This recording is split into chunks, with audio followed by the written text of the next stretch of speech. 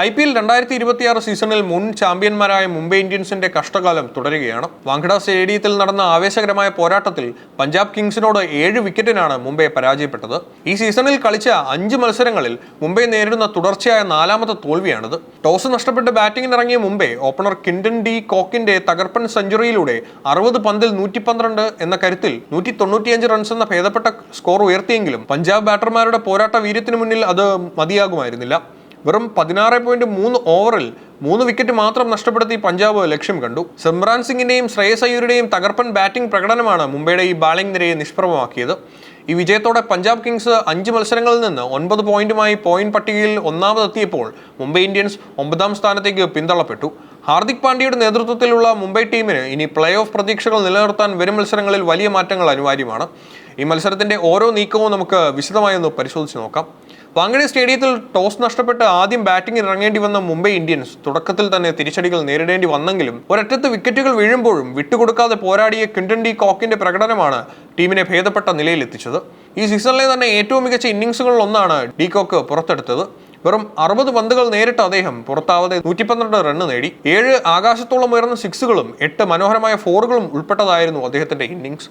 മത്സരത്തിന്റെ തുടക്കം മുതൽ അവസാനം വരെ ക്രീസിൽ നിലയുറപ്പിച്ച ഡി കോക്ക് മുംബൈ ഇന്ത്യൻസ് ആരാധകർക്ക് വലിയ ആവേശം പകർന്നു. ഡി കോക്ക് ഒരു വശത്ത് ആധിപത്യം പുലർത്തുമ്പോഴും മറുവശത്ത് മുൻനിര താരങ്ങൾ പരാജയപ്പെട്ടത് മുംബൈക്ക് തിരിച്ചടിയായി. സൂര്യകുമാർ യാദവ് 0-ന് പുറത്തായപ്പോൾ രോഹിത് ശർമ്മയുടെ അസാന്നിധ്യം ടീമിനെ കാര്യമായി ബാധിച്ചു. തിലക് വർമ്മ 8 റൺ, ഷെഫാനെ റൂത്ത്ഫോർഡ് 1 റൺ എന്നിങ്ങനെ നേടി ആരാധകരെ നിരാശപ്പെടുത്തി. എന്നാൽ യുവതാരം നമൻതീർ 31 പന്തിൽ 50 റണ്ണ് നേടി ഡി കോക്കിന് മികച്ച പിന്തുണ നൽകി. ഇരുവരും ചേർന്നുള്ള കൂട്ടുകെട്ടാണ് മുംബൈയെ 195 എന്ന സ്കോറിലേക്ക് എത്തിച്ചത്. അവസാനം നിശ്ചിത 20 ഓവറിൽ 6 വിക്കറ്റ് നഷ്ടത്തിൽ 195 റൺസാണ് മുംബൈ നേടിയത്. വാങ്കഡയിലെ ബാറ്റിംഗ് പിച്ചിൽ ഈ സ്കോർ പ്രതിരോധിക്കാൻ മുംബൈ ബൗളർമാർക്ക് സാധിക്കുമെന്ന പ്രതീക്ഷയിലായിരുന്നു ആരാധകർ. എന്നാൽ പഞ്ചാബ് ബാറ്റർമാരുടെ മറുപടി ഈ പ്രതീക്ഷകളെ അസ്ഥാനത്താക്കി. 196 റൺസ് എന്ന കൂറ്റൻ വിജയലക്ഷ്യം പിന്തുടരാനിറങ്ങിയ പഞ്ചാബ് കിങ്സ് വാങ്കഡയിലെ കാണികളെ നിശബ്ദരാക്കുന്ന ബാറ്റിംഗ് വിരുന്നാണ് പുറത്തെടുത്തത്. കൃത്യമായ ആസൂത്രണത്തോടെയും ആത്മവിശ്വാസത്തോടെയും ബാറ്റ് വീശിയ പഞ്ചാബ് താരങ്ങൾ മുംബൈ ബൗളർമാരെ ഒട്ടും സമ്മർദ്ദത്തിലാക്കാൻ അനുവദിച്ചില്ല. തുടക്കത്തിൽ പഞ്ചാബിന് ചില തിരിച്ചടികൾ നേരിടേണ്ടി വന്നു. ഓപ്പണർ പ്രയാൻഷ് ആര്യ 3ാം ഓവറിൽ തന്നെ മടങ്ങി. വൈകാതെ കൂപ്പർ കെനോലിയും നഷ്ടപ്പെട്ടതോടെ പഞ്ചാബ് 2-ന് 45 എന്ന നിലയിലെത്തി. ഗസൻഫാർ ആയിരുന്നു ഈ 2 നിർണായക വിക്കറ്റുകളും വീഴ്ത്തി മുംബൈക്ക് പ്രതീക്ഷ നൽകിയത്. മത്സരം മുംബൈയുടെ കൈകളിലേക്ക് പോകുന്നു എന്ന് തോന്നിപ്പിച്ച ഘട്ടത്തിലാണ് പ്രഭ്സിമാൻ സിംഗും ശ്രേയസ് അയ്യറും ഒന്നിക്കുന്നത്. ഇരുവരും ചേർന്ന് 3ാം വിക്കറ്റിൽ പടുത്തുയർത്തിയത് 139 റണ്ണിന്റെ കൂറ്റൻ കൂട്ടുകെട്ടാണ്. മുംബൈയെ ഒരു ബൗളർക്കും ഈ സഖ്യത്തെ തകർക്കാൻ സാധിച്ചില്ല.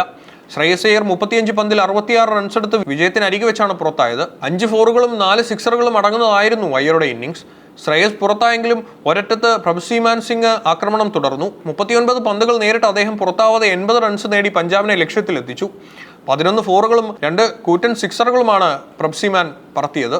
വെറും 16.3 ഓവറിൽ തന്നെ പഞ്ചാബ് ലക്ഷ്യം മറികടന്നു. ഇത് അവരുടെ ആധിപത്യം വ്യക്തമാക്കുന്നതാണ്. IPLലെ ഏറ്റവും വിജയകരമായ ടീമുകളിൽ ഒന്നായ മുംബൈ ഇന്ത്യൻസ് ഇത്തരമൊരു തകർച്ച നേരിടുന്നത് ക്രിക്കറ്റ് ലോകത്തെ അമ്പരപ്പിച്ചിരിക്കുകയാണ്. 5 മത്സരങ്ങളിൽ 4ലും പരാജയപ്പെട്ട മുംബൈയുടെ തകർച്ചയ്ക്ക് പിന്നിൽ ബാറ്റിംഗ് ബോളിംഗ് യൂണിറ്റുകളുടെ പരാജയത്തിനപ്പുറം ചില ആഴത്തിലുള്ള കാരണങ്ങളുണ്ട്.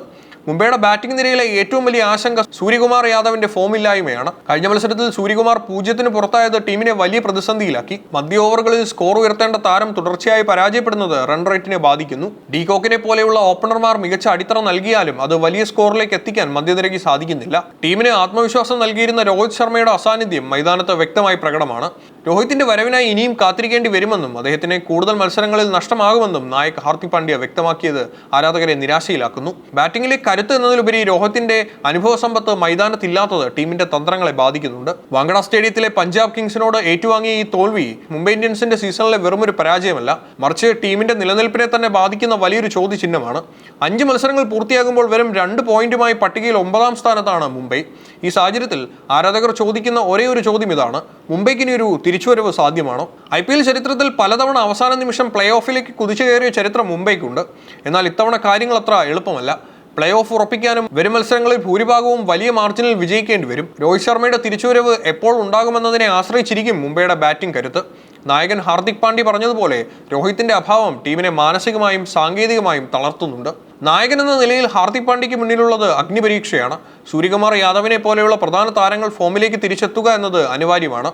ഒപ്പം ബൗളിംഗ് യൂണിറ്റിലെ പിഴവുകൾ പരിഹരിക്കാൻ ടീം മാനേജ്മെന്റ് കർശനമായ തീരുമാനങ്ങൾ എടുക്കേണ്ടി വരും.